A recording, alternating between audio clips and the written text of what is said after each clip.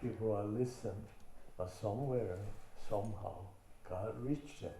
God will tell you the word of God. This is the work of Spirit, Holy Spirit working through our service.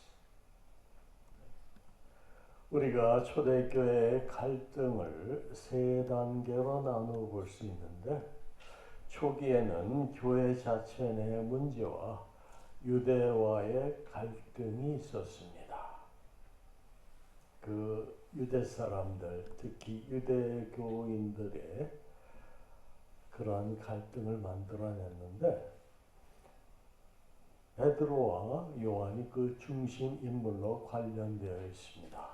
그 다음 단계는 이방 선교로 인한 교회 내부의 갈등이 있습니다. 그리고 외부적으로 고린도 교회에서의 갈등과 아테네스의 철학자들이었죠. 그 당시 그리스의 모든 학문의 중심지였고 모든 문명의 중심지였던 그 그리스의 아테네스의 사도 바울의 그 철학자들과의 갈등과 같은 교회와 이방 종교와의 갈등입니다. 우리가 지금 살펴보고 있는 내용은 이방인 선교 문제로 인한 교회 내부의 갈등입니다. 대표적인 예로 초대교회 당시 유대 출신의 그리스도인들은 이방 출신의 그리스도인들과 함께 식사하는 것을 꺼려온 사실이 있습니다. 이는 유대인들은 그들의 율례대로 정함과 부정함에 관한 규례를 철저히 지켜왔고 그들이 그게 신앙이었어요. 그래서 그들이 죽음을 각오하기까지 그들의 율법을 지켜왔습니다. 이러한 사람들은 그리스도인이 되고 나서도 그 오랜 간섭에서 벗어나기가 쉽지가 않았습니다. 게다가 이방인들이 먹는 음식 중에는 그들의 정결 규례에 위배되는 것이 있을 가능성이 상당히 많았습니다. 따라서 유대 출신의 그리스도인들은 이방 출신의 그리스도인들과 같이 식사하려는 것을 꺼려했습니다. 그리고 하나님께서 주신 그 모세 율법들을 그들이 구현하고 설명하는 그런 과정에서 제한 규정들이 있었습니다. 이러한 규정들은 그 종류가 대단히 많고 다양했는데 초대교회 당시에는 이것들이 하나님의 율법 못지않게 존중되고 있었던 것으로 보입니다. 그 실례로 장로들의 유전에는 음식을 먹기 전에 손을 씻어야 한다는 규정이 있었습니다. 이는 단순히 위생상의 이유 때문에서가 아니라 그들이 이방인들과 접촉하여서 부정하게 된 손으로 혹시라도 그 손으로 음식을 먹지는 않을까 하는 두려움 때문이었어요. 여러분들 그들의 마인드를 이해를 해야 합니다. 이와 같은 이유로 오랫동안 유대인들의 그 의식 속에는 이방인들에 대한 배타심이 굳어져 왔습니다. 이러한 현실은 유대인들이 멸시하는 사마리아인들도 똑같이 인식하고 있던 일반적인 사실이었습니다. 사마리아인들도 사실 유대인들이잖아요. 그렇죠? 같은 동포인데도 그 사람들은 사마리아인들을 멸시하고 있었습니다. 예수께서 사마리아에 있는 그 수가라는 동네를 지나실 때 있었던 일이 있었죠. 우물가에서 사마리아 여인에게 물을 달라고 하실 때 그 여인이 예수님께 이런 말을 합니다. 당신은 유대인으로서 어찌하여 사마리아 여자인 나에게 물을 달라 하나이까? 라고 대답하는 질문을 한 사건이 있습니다. 이처럼 유대인들은 사마리아인들과도 상종도 하지 않는 그런 관계였습니다. 따라서 유대인이 이방인과 함께 식사를 한다는 것은 상상도 못할 일일 뿐만 아니라 대단히 제약된 행동으로 간주되기까지 하였습니다. 하지만 그리스도께서 십자가에서 죽으심으로 구약의 율법이 완성되었습니다. 우리가 지난주에는 그 율법의 폐기에 대해서 성경의 말씀을 인용해서 잠깐 살펴봤는데, 이 율법의 완성, 온전케 함이 그 의미가 예수님에게 가르쳐 주신, 그리고 제자들에게 말한 모든 말씀들과 사건들 속에서 그 율법의 완성을 우리가 보게 됩니다. 그건 우리가 나중에 예수님 생애를 다룰 때 좀 더 자세하게 다루도록 하겠습니다. 그래서 이 율법의 완성, 이러한 사실에 근거해서 유대인과 이방인 그리스도인이 함께 식사를 하는 것은 실제로 아무런 문제가 되지 않는 것입니다. 오히려 그것이 그리스도께서 원하시는 것이며, 그리스도인이라면 당연히 해야 할 행동이며 삶의 모습입니다. 우리 현대인들 중에서도 그렇지 하지 못하는, 그 말씀대로 살지 못하는 분들이 있어요. 그래서 예루살렘 공의회는 이러한 사실을 인식하고 늘어나는 이방 그리스도인들이 몇 가지 그 제한된 사항을 그들에게 하지 못하게 제시하고, 다른 어떠한 율법의 행위로도 이방인 그리스도인들에게 짐을 지우지 않는 그러한 결의를 하였던 것입니다. 오늘 말씀 13절 14절을 보세요. 말을 마침에 야고보가 대답하여 이르되, 형제들아 내 말을 들으라. 하나님이 처음으로 이방인 중에서 자기 이름을 위하여 백성을 취하시려고 그들을 돌보신 것을 시므온이 말하였으니. 이 말씀이 무슨 말입니까? 앞에서 베드로가 이제 자신의 연설을 했죠. 그 앞에서 말한 베드로의 그것을 여기에 처음으로 이방인 중에서 성령의 역사를 나타내신, 이렇게 설명을 합니다. 그게 바로 고넬료에 대한 말입니다. 여기서 언급된 야고보는 예수님의 동생입니다. 그는 예루살렘 교회에서 존경받는 지도자의 위치에 있었던 것으로 보입니다. 뿐만 아니라 여기 예루살렘 공의회에서 의장의 직분을 담당하여 회의를 이끌고 마무리 짓는 모습으로 묘사되고 있습니다. 따라서 야고보가 베드로의 연설에 이어 응답한 것은 그가 의장으로서 베드로의 의견을 수렴하여 전적으로 그 모든 것을 그가 받아들여서 그 회의의 결론을 이끌어내고 있는 것입니다. 야고보는 베드로의 연설 내용을 다시 상기시키면서 이방인을 부르시는 하나님에 대해 지금 언급하고 있습니다. 첫 번째 이방인으로 하나님께서 부르신 것이 성경에 나와 있는 게 누구죠? 고넬료예요. 성경에 기록된, 지금 거기에 대해서 말을 하는 겁니다.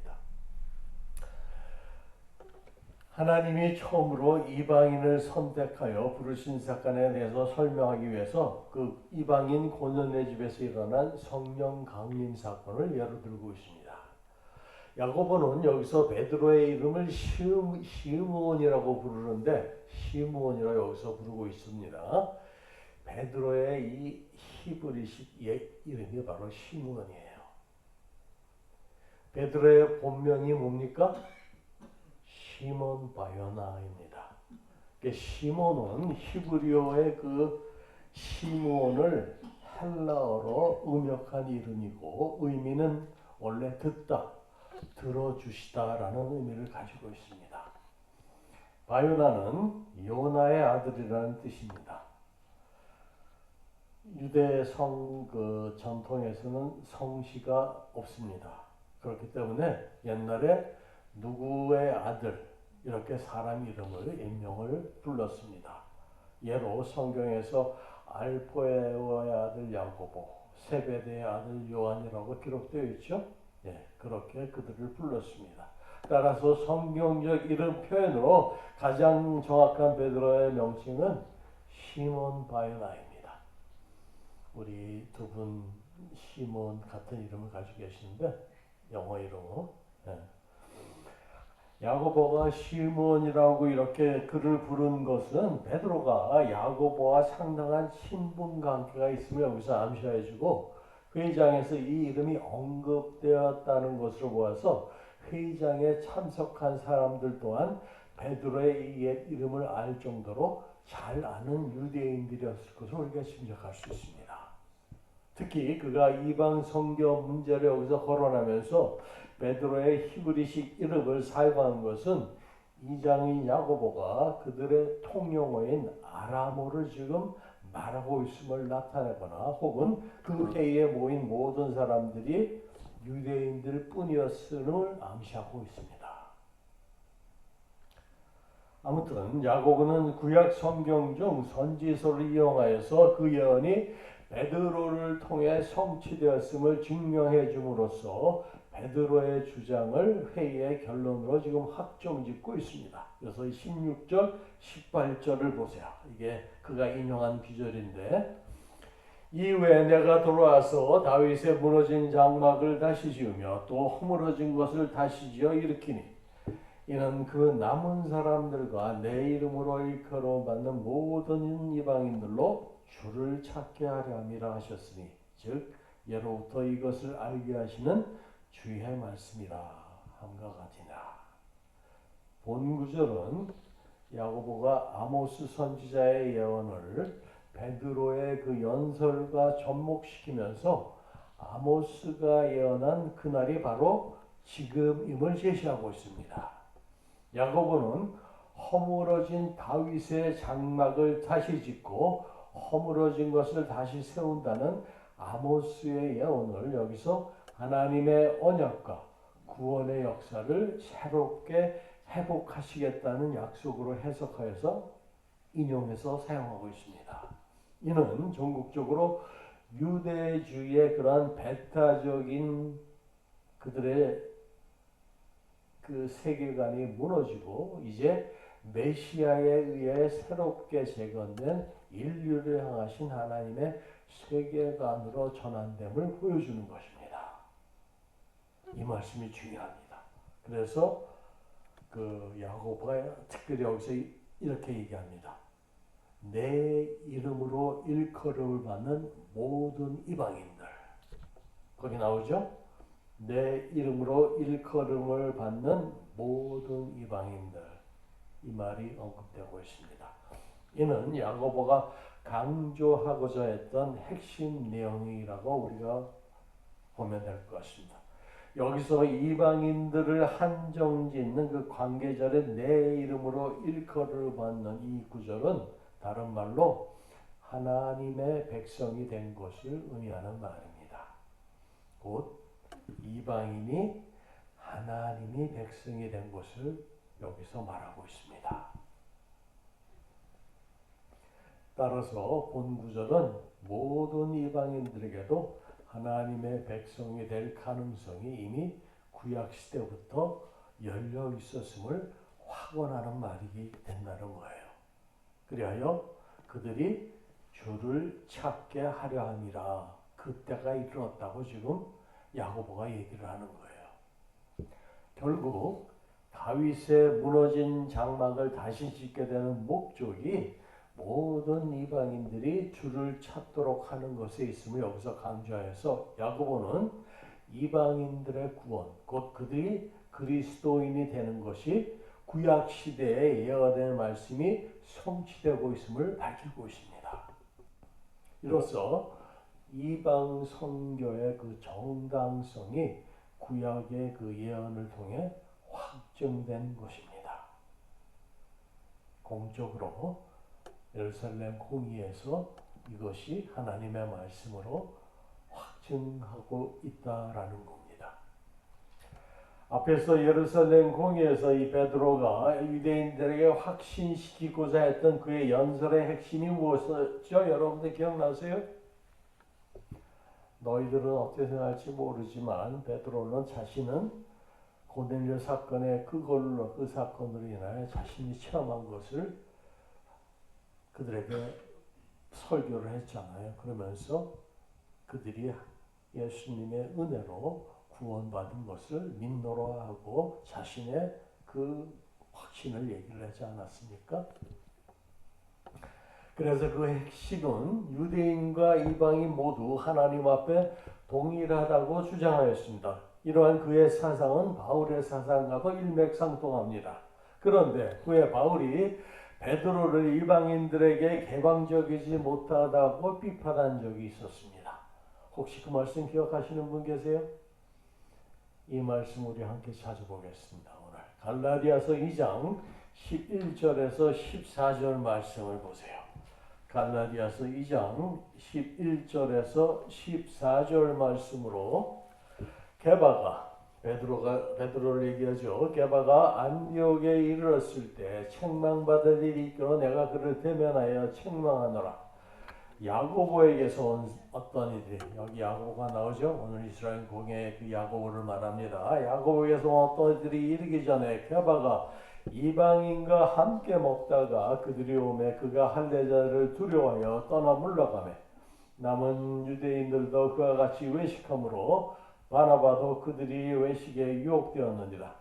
그러므로 나는 그들이 복음의 진리를 따라 바르게 행하지 아니함을 보고 모든 자 앞에서 게바에게 이르되 내가 유대인으로서 이방인을 따르고 유대인답게 살지 아니하면서 어찌하여 억지로 이방인을 유대인답게 살게 하려 하느냐 하였노라.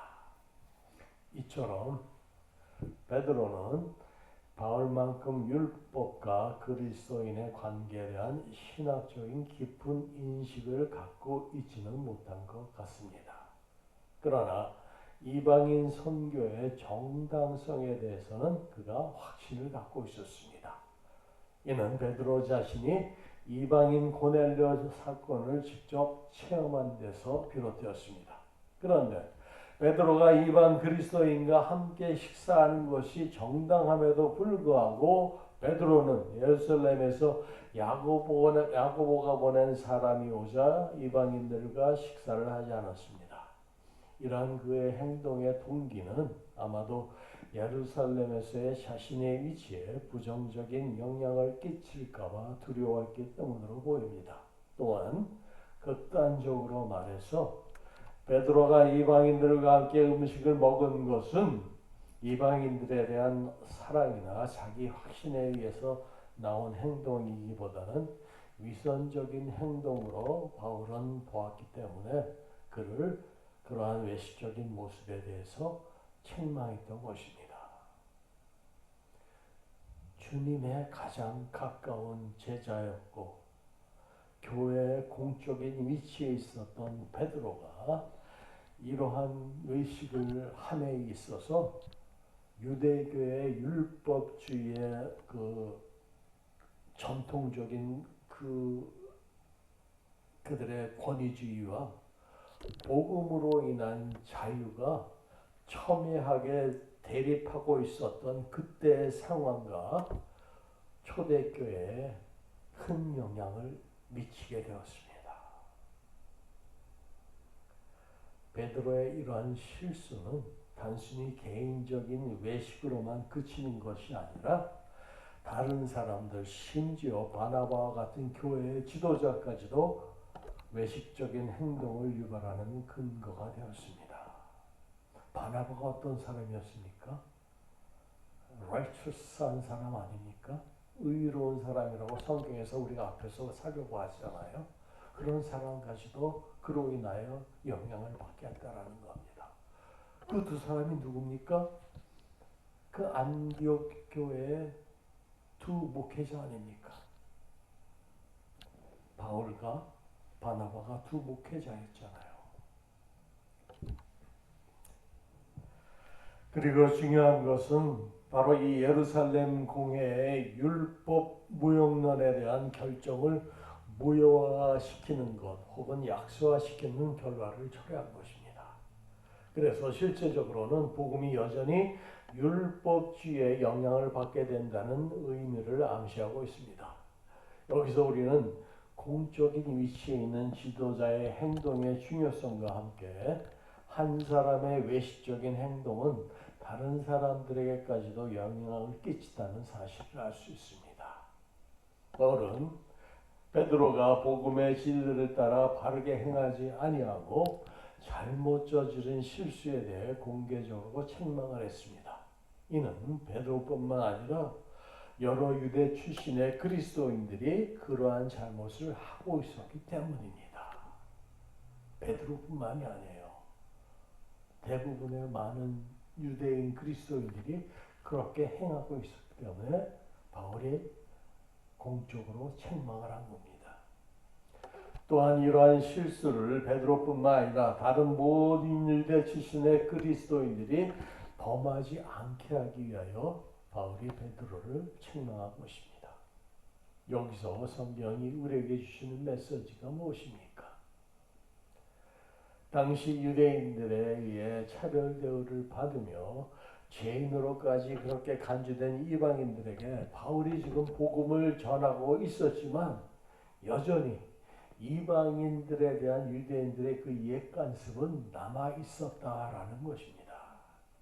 특히 바리새파 중에 그리스도인이 된 사람들은 변함없이 스스로 선민의식에 사로잡혀서 이방인들에게 율법과 할례를 강요하며 그들의 그 독선적이고 교만한 태도를 극명하게 보여줌으로써 복음의 가장 큰 장애물은 믿지 않는 이방인들이 아니라 바로 이 복음을 땅끝까지 전하야 했던 그리스도인들 자신들이었다는 아이러니한 사실입니다.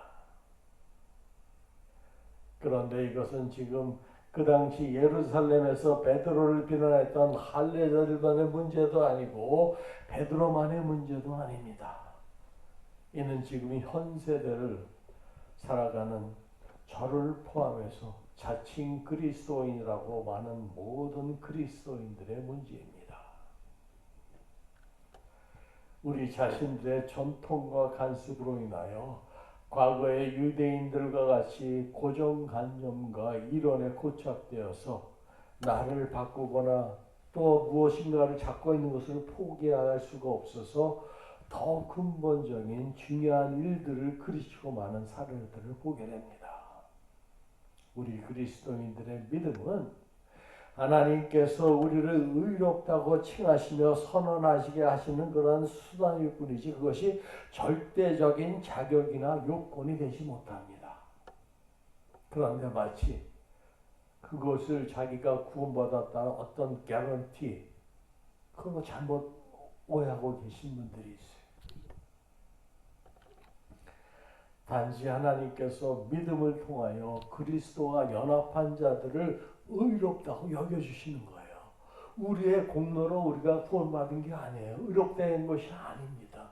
하나님께서 우리를 받아주시고 우리를 의롭다 하시고 불러주시기 때문에 그게 가능하다는 거예요. 그래서 로마서 5장 18절로 19절에 이런 말씀이 있습니다. 그런즉 한 범죄로 많은 사람이 정죄에 이른 것 같이 의의 한 행동으로 말미암아 많은 사람이 의롭다 하심을 받아 생명에 이르렀노라. 한 사람의 순종치 아니함으로 많은 사람이 죄인된 것 같이 한 사람의 순종하심으로 많은 사람이 의인이 되리라 말씀하셨습니다. 여기에 그 의인이 누굽니까? 그리스도를 말씀하시잖아요. 죄악된 인간을 대신하여 십자가에서 돌아가신 그리스도만이 인간들을 하나님 앞에서 의롭다함을 얻게 하실 수 있습니다. 이를 신뢰하는 것이 구원에 이르게 하는 우리의 믿음이라는 거예요. 이러한 믿음은 우리가 그러한 믿음을 갖고 있다면 이러한 이 믿음이 생명력이 있어서 우리 그리스도인들로 하여금 하나님 나라에 합당한 거룩하고 역동적인 삶을 살도록 우리를 이끌어갑니다. 그런데 그렇지 못하면 그 믿음은 산 믿음이 아니에요. 생명 있는 믿음이 아닙니다. 그러나 불행하게도 전통적인 유대주의자들은 그 믿음에다가 할례와 같은 율법적이요 외적인 조건을 더하려고 하였던 것입니다. 율법의 행위로는 의롭다함을 얻을 육체가 없느니라고 하셨습니다. 율법의 행위로는 의롭다함을 얻을 육체가 없느니라. 이 말씀은 사람이 자기 스스로의 노력으로는 결단코 의롭다함을 얻을 수 없다는 것을 강조하여 우리에게 알려주고 있는 말씀입니다. 이방인이든 유대인이든 하나님께서는 그리스도를 믿는 자든 그들의 마음을 먼저 깨끗게 하시고 차별하지 않으셨습니다. 즉 구원은 오직 그리스도 예수의 은혜로 받는 것이요 모세의 율법을 지키고 할례를 받는 것으로 얻는 것이 아닙니다. 결국 예루살렘 홍해를 통해 이 문제가 해결되었지만 우리에게 주는 교훈은 오늘날도 여전히 유효합니다. 이때 하나님께서는 이미 그리스도의 복음을 통하여 누구에게나 차별 없이 내리시는 성령의 역사, 곧 하나님의 은혜를 보여주셨지만 안타깝게도 세월이 지나면서 교회는 역사적으로 계속 부당한 차별의 죄를 범하여 왔습니다. 그 당시에는 그것이 이방이라는 이름으로 범해졌지만 세월이 지나면서 교회는 인종의 차별의 형태로 노예 제도를 찬성하는 것으로 민족주의의 형태로 나타났고 또 남자와 여자를 구별하는 성적인 차별로도 근대사에 이르기까지 계속 기독교의 역사 속에 존재하여 나타나고 있었습니다. 우리 여성들에게 특별권이 부여된 것이 근대에 일어난 일이에요. 그리 오래전의 일이 아닙니다. 오늘이 3.1절이죠. 벌써 100년하고도 7년이 넘은 기간에 그때 일어난 일인데 그 당시 한국을 계몽화시키고 민족 정신을 고취시키고 지속하게 했던 것은 그 당시 한반도에 들어오신 선교사님들의 공이 컸습니다.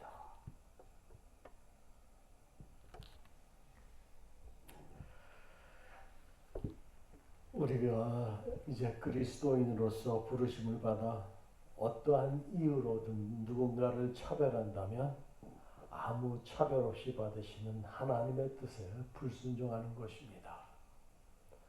구습과 전통에 매여 우리의 생활 속에서 주님의 뜻과 말씀에 순종하지 못하면 하나님의 일을 막는 그러한 죄를 범하는 것이고 하나님이 이루시고자 하는 그 뜻을 거역하는 불순종의 죄를 범하는 것입니다. 우리 역시 오랜 관항과 그러한 편견에 사로잡혀서 진정한 복음의 참된 의미를 왜곡하고 있는지 우리 주의를 한번 살펴볼 필요가 있습니다. 사랑하는 성도 여러분, 우리에게 있어서 새로운 시대에 맞춰 진정한 그 교회의 정체성을 재정립해 나가는 것은 결코 쉬운 일이 아닙니다. 그러나 우리는 용기를 내어 변화를 수용하고 시대에 맞게 다양성을 포용하는 그러한 열린 마음 자세를 갖춰야 합니다. 초대교회의 선진들이 그랬던 것처럼 우리도 갈등과 혼란 속에서도 성령님의 인도하심에 기울여서 그 말씀을 들어 주신 말씀을 근거로 하는 복음의 진리 그 본질을 깨달아야 합니다. 그렇게 함으로써 다가오는 우리 시대의 도전들을 잘 극복하고 하나님 나라의 진정한 구성원이 될 수 있어야 합니다. 주님은 새술은 새 부대에 담아야 한다고 가르쳐 주셨습니다. 예수님의 이 말씀은 더 이상 과거의 구습과 전통에 얽매이지 말고 복음이라는 새로운 은혜 속에서 그 말씀의 새로운 조명을 통해 주님이 주시는 진리 가운데 살아가라는 의미입니다. If you know the truth, it will set you free. 너희가 진리를 알면 그 진리가 너희를 자유케 하리라 말씀하셨습니다. 우리 안에 아직도 과거의 습관과 편견이 남아 있다면 이 시간 다 내려놓으시기 바랍니다. 오직 예수 그리스도의 십자가 앞에서 모든 세상적인 생각과 편견들을 내려놓으시고 주께서 주시는 참된 자유와 평강을 누리시길 주님의 이름으로 축원합니다. 아멘. 우리 잠시 기도하시겠습니다.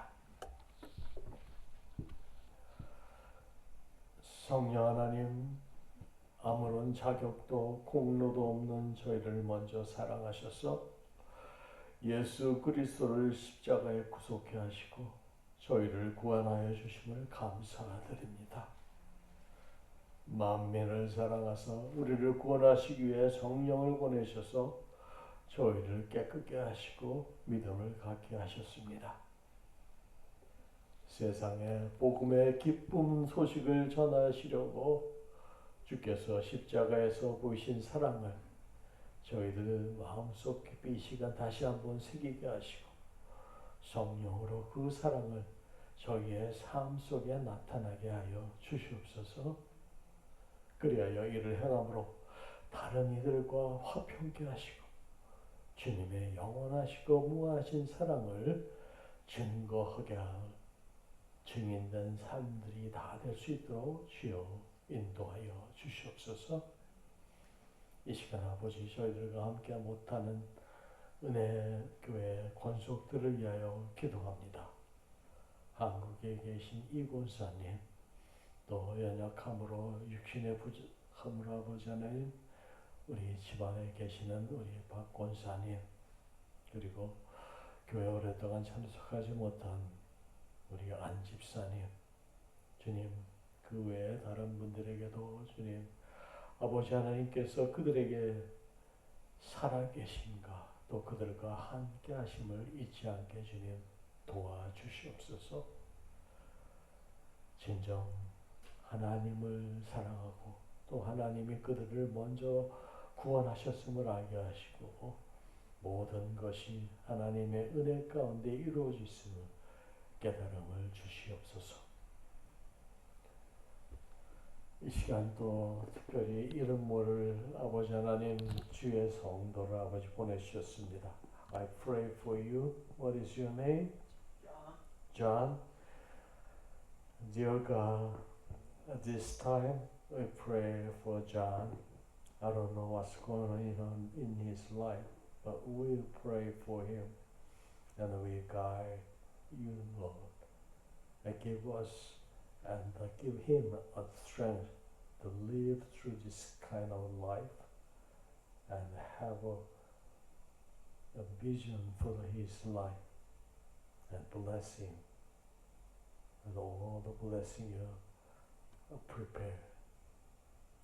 주께서 이 자리에 저희들과 함께 하시고 이 예배를 받아주신 것을 감사드리며 예수님의 이름으로 감사하며 기도드렸습니다.